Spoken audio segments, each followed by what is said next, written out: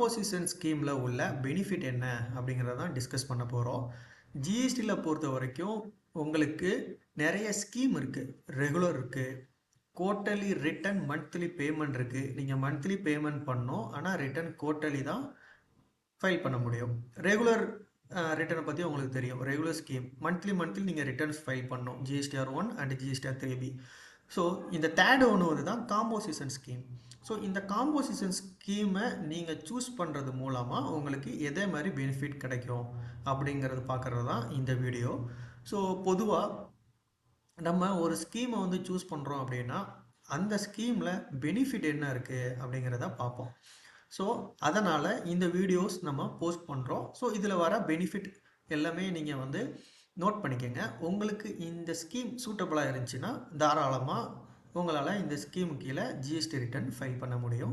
So நம்மளுடைய வீடியோவுக்கு போகிறதுக்கு முன்னால் நம்மக்கிட்ட டேக்ஸ் அப்டேட் கார்டன் அப்படிங்கிற ஒரு வாட்ஸ்அப் குரூப் இருக்குது. இந்த குரூப்போடைய ஆக்டிவிட்டீஸ் பார்த்தீங்க அப்படின்னா ஜிஎஸ்டி அண்ட் இன்கம் டேக்ஸ் இது ரிலேட்டடாகிட்டு notifications, circulars and also advisory இது எல்லாமே அப் டு டேட் வரைக்கும் நம்ம போஸ்ட் பண்ணிட்டு வந்துட்டுருக்கோம். And also materials, GST and income tax ரிலேட்டடாகிட்டு வரக்கூடிய வேரியஸ் மெட்டீரியல்ஸ், ஸ்டடி மெட்டீரியல்ஸ் இது எல்லாமும் நம்ம ஷேர் பண்ணுறோம் அந்த குரூப்பில். ஸோ இந்த குரூப்பில் நீங்கள் ஜாயின் பண்ணுறது மூலமாக உங்களுடைய டேக்ஸ் அப்டேட்டை கரண்ட்டில் என்ன இருக்குது அப்படிங்கிறத நீங்கள் தெரிஞ்சுக்கலாம். ஸோ இது ஃப்ரீ ஆஃப் காஸ்ட் தான். ஸோ நீங்கள் தாராளமாக ஜாயின் பண்ணிக்கிங்க விருப்பப்பட்டீங்க அப்படின்னா. ஸோ நம்மளுடைய சேனலில் பயோவில் லிங்க் கொடுத்துருக்கோம், நீங்கள் ஜாயின் பண்ணிக்கலாம். ஓகே, இப்போது நம்மளுடைய வீடியோவுக்கு போகலாம். Okay, composition scheme under GST. First objective. இந்த ஸ்கீமை எதுக்கு கவர்மெண்ட் கொண்டு வந்திருக்காங்க அப்படின்னா ஸ்மால் டேக்ஸ் பேருக்கு உள்ள கம்ப்ளைண்ட்ஸஸ் பேர்டனை கம்மி பண்ணணும். இப்போது நிறைய பேர் சொல்லுவீங்க, நான் வந்து மந்த்லி ரிட்டர்ன் ஃபைல் பண்ணுறேன், அவங்க வந்து ரெகுலர் ரிட்டர்ன் ஃபைல் பண்ணுறாங்க, அவங்க ஜிஎஸ்டிஆர் 1 அண்ட் ஜிஎஸ்டிஆர் 3B வந்து ஃபைல் பண்ணுவாங்க. ஸோ இது எல்லாமே அவங்க மந்த்லி ஃபாலோ பண்ணுற மாதிரி இருக்கும். ஓகே, ஸோ இந்த மந்த்லி ஃபாலோ பண்ணாமல் 3 months ஒன் டைம் நீங்கள் ரிட்டர்ன் ஃபைல் பண்ணிங்கன்னா உங்களுக்கு எவ்வளோ ஈஸியாக இருக்கும். 3 month ஒன் டைம் நீங்கள் டேக்ஸ் கவர்மெண்ட்டுக்கு பே பண்ணீங்க அப்படின்னா உங்களுக்கு எவ்வளோ ஈஸியாக இருக்கும். ஸோ அதனால் உங்களுக்கு கம்ப்ளைண்ட்ஸஸ் காஸ்ட் எல்லாமே வந்து கம்மியாகும். இதில் கம்ப்ளைண்ட்ஸஸ் காஸ்ட்டு எல்லாமே கம்மியாகும். ஸோ தென் இதில் உள்ள மெரிட்ஸ் என்ன அப்படின்னா first merit concessional tax rate, second வந்து நோ கிளாசிஃபிகேஷன் ஒரிஸ், தேர்டு ஒன்று வந்து சிம்பிளிஃபைடு டாக்குமெண்டேஷன், ஃபோர்த்து வந்து இன்புட் டேக்ஸ் கிரெடிட். ஓகே, இப்போது ஃபஸ்ட்டு என்ன சொல்லியிருக்காங்கன்னா கன்செஷனல் டேக்ஸ் ரேட். ஜிஎஸ்டியில் பொறுத்த வரைக்கும் வேரியஸ் ரேட் ஆஃப் டேக்ஸ் இருக்குது. ஸோ உங்களுக்கு கன்ஃபியூஸ் ஆகலாம் நம்மளுடைய ப்ராடக்ட்டுக்கு என்ன ரேட் ஆஃப் டேக்ஸ் வரும் அப்படிங்கிறது.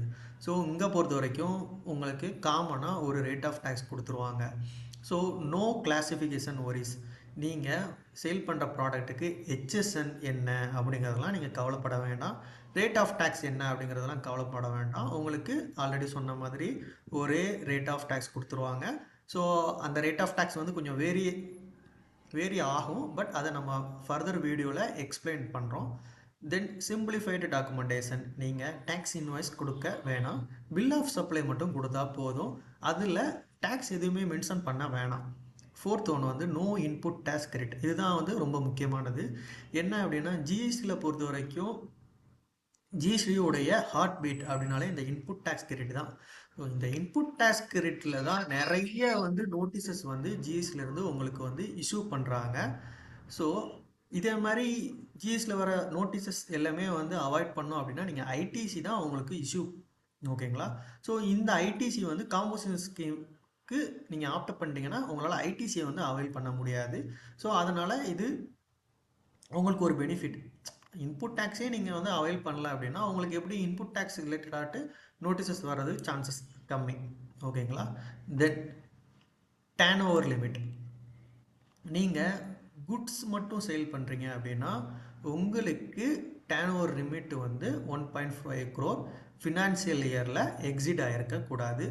நீங்கள் சர்வீசஸ் பிஸ்னஸ் மட்டும் பண்ணுறீங்க அப்படின்னா உங்களுக்கு 15 lakhs வந்து லிமிட். ஓகேங்களா? ஸோ இதில் நிறைய கண்டிஷன்ஸ் இருக்குது டேர்ன் ஓவரில். நம்ம ஃபர்தர் வீடியோவில் எக்ஸ்பிளைன் பண்ணுறோம் உங்களுக்கு. Okay, invoicing and tax. நீங்கள் பில் ஆஃப் சப்ளை தான் இஷ்யூ பண்ண முடியும். அந்த இஷ்யூ பண்ணுற பில் ஆஃப் சப்ளை காப்பியில் டேக்ஸ் எதுவும் சார்ஜ் பண்ணக்கூடாது.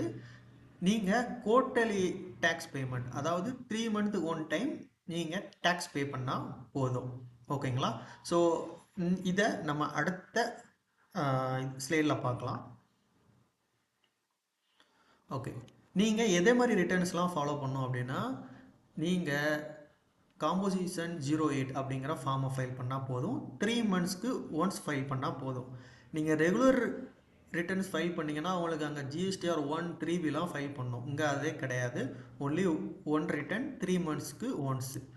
குவார்ட்டர்லி டெபாசிட், டியூ டேட் வந்து 18th of succeeding month. Example October, November, December, இது வந்து தேர்டு குவார்ட்டர்னு சொல்லுவாங்க. ஸோ இந்த குவார்ட்டருக்கு உண்டானதை நீங்கள் எப்போ வந்து கவர்மெண்ட்டுக்கு டெபாசிட் பண்ண போகிறீங்கன்னா ஜனவரி 18th நீங்கள் பண்ண போகிறீங்க. அந்த டேக்ஸை பே பண்ண போகிறீங்க காம்போசிஷன் 08 ஃபார்ம் மூலமாக. ஓகே, இப்போது ஃபார்ம் ஜிஎஸ்டிஆர் 4 இது என்ன அப்படின்னா வேறு ஒன்றும் இல்லை, ஆனுவல் ரிட்டர்ன். நீங்கள் குவார்ட்டர்லி பண்ணுறத ஒரு வருஷத்துக்கு மொத்தமாக சேர்த்து ஒரு வாட்டி பண்ணுறோம். அதுதான் ஜிஎஸ்டிஆர் 4.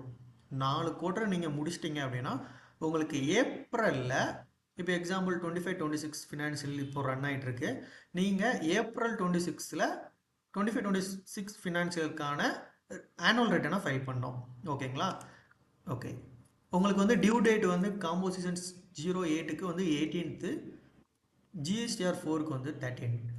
ஸோ நீங்கள் வந்து ஒரு கன்சல்டண்ட்டாக இருந்தீங்க அப்படின்னா எவ்ரி மந்த் 20th வந்து பிஸியாக இருப்பீங்க ஜிஎஸ்டிஆர் 3B ஃபைல் பண்ணுறதுக்கு. ஸோ இந்த காம்போசிஷன் ஸ்கீமை பொறுத்த வரைக்கும் 18th தான் டியூ டேட். ஸோ உங்களுக்கு வந்து ஒரு 2 days வந்து முன்னாலேயே இது ரிட்டர்ன் ஃபைல் பண்ணுற மாதிரி இருக்கும். And also GSTR 4 annual return வந்து ஜிஎஸ்டிஆர் 9 and 9C நீங்கள் 31st December வந்து ஃபைல் பண்ணுவீங்க, அதுக்குள்ளே ஃபைல் பண்ணுவீங்க. ஸோ இது வந்து 13th April நம்ம இந்த ஒர்க் ஷெடியூலை முடிச்சிடலாம். Then final exemption. நீங்கள் இந்த ஸ்கீம் சூஸ் பண்ணீங்க அப்படின்னா one of the most benefit என்னென்னா நீங்கள் ஆர்சிஎம் டேக்ஸ் வந்து பே பண்ண வேணாம். ஓகேங்களா? நீங்கள் ரெண்ட்டுக்கு இருக்கீங்க, உங்களுடைய ஷாப் ரெண்டல் ஷாப்னா அதுக்கு ஆர்சிஎம் டேக்ஸ் பே பண்ணுவாங்க ரெகுலர் ஸ்கீமில் இருக்கிறவங்க. ஸோ நீங்கள் காம்போசிஷன் ஸ்கீமில் இருக்கீங்க அப்படின்னா நீங்கள் ஆர்சிஎம் டேக்ஸ் வந்து பே பண்ண வேண்டாம். ஸோ ஃபைனலி தேங்க்யூ ஃபார் வாட்சிங் மை வீடியோ. இந்த வீடியோ வந்து திரும்பவும் நம்ம வந்து கன்டினியூட்டி பண்ணுறோம். சாப்டர் 1, சாப்டர் 2 அப்படிங்கிற மாதிரி. அதில் உங்களுக்கு வந்து ரேட் ஆஃப் டேக்ஸ் என்ன, காம்போசிஷன் ஸ்கீமுக்கு, ஸோ இது எல்லாமே நம்ம வந்து கவர் பண்ண போகிறோம். ஃபைனலி தேங்க்யூ ஃபார் வாட்சிங் my video. Thank you for your support.